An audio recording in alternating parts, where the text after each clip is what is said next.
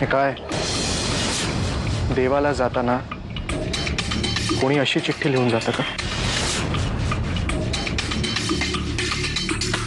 अहो मला निघूनच जायचं असतं तर मी परत का आले असते?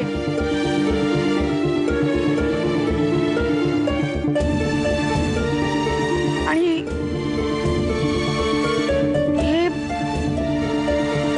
हे माझं अक्षर नाहीये.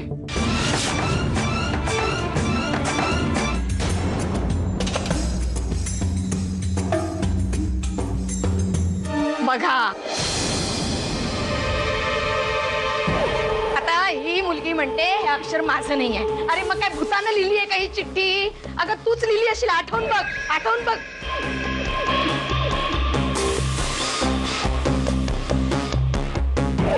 आता यावर एकच उपाय, अक्षर टॅली करून बघायचं.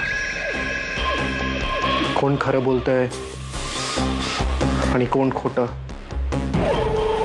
हे कळायला हाच एक मार्ग आहे.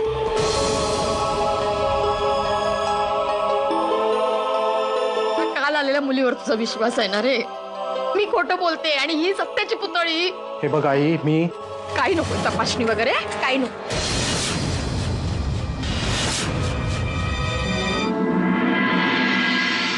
असं कसं?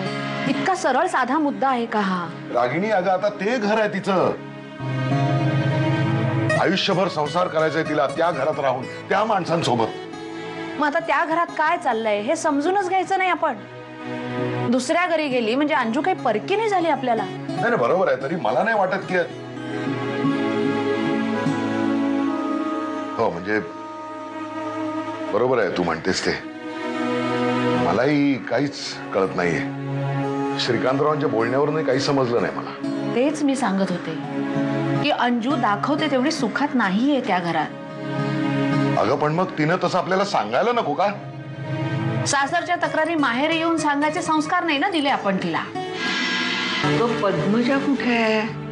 ती आल्यापासून सकाळी वेळेवर चहा मिळत होता मला, पण आता आज उशीर झाला मला कळेना म्हणून मी बाहेर येऊन बघत होते काय झालंय तिचं म्हणून. बघितलीत ना परिस्थिती? हा अशी आहे. हा बरं झालं बाहेर आला. तुमच्या डोळ्यांनी स्वतः बघा काय चालू आहे इथे. अगो बाई, सकाळी सकाळी असा आरडाओरडा करू नको. अहो मला सांगा, सकाळी उठून मी सगळ्यांच्या चहा नाश्त्याची तयारी करते आणि या बाईसाहेब झोपल्यात अजून. शोभत का हे? आई, ते बाईसाहेब आल्या. आई ही नाही हो आऊ. तिच्याकडनं मदतीची अपेक्षा मी केव्हाच सोडली आहे. पण काहीतरी पद्मजाचा प्रॉब्लेम. काही प्रॉब्लेम नाहीये. तिच्यामध्ये जो आळस भरले ना तोच प्रॉब्लेम आहे. इतक्या वेळेपर्यंत घरातल्या सुनेनं झोपून राहणं बरं दिसतं का? तुम्हीच सांगा ना. मी तुला काय सांगणार, पण आजपर्यंत पद्मजाला सकाळी उठायला एवढा वेळ कधी लागला नव्हता.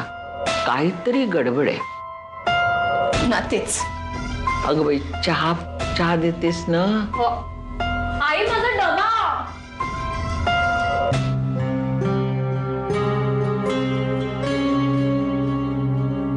मला तू सतत माझ्या समोर असणं जास्त महत्वाचं आहे. श्रीकांत, तुम्ही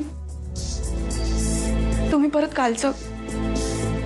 अहो मी काल सहज म्हणून देवाला गेले होते आणि काल जे काही घडलं तो गैरसमज होता तुमचा.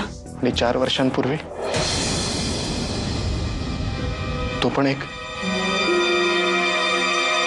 गैरसमज होता. तेव्हाही तू अशी सोडून गेली होतीस. 4 वर्ष 4 वर्ष कसे काढलेत मी याचा विचार नाही केलास तू? तुम्हाला जी सोडून गेली ती पद्मजा होती.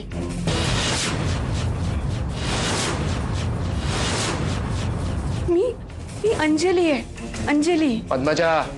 मी पद्मजा सारखं वागण्याचा नक्कीच प्रयत्न करते, पण तरी सुद्धा शेवटी मी अंजलीच. बस.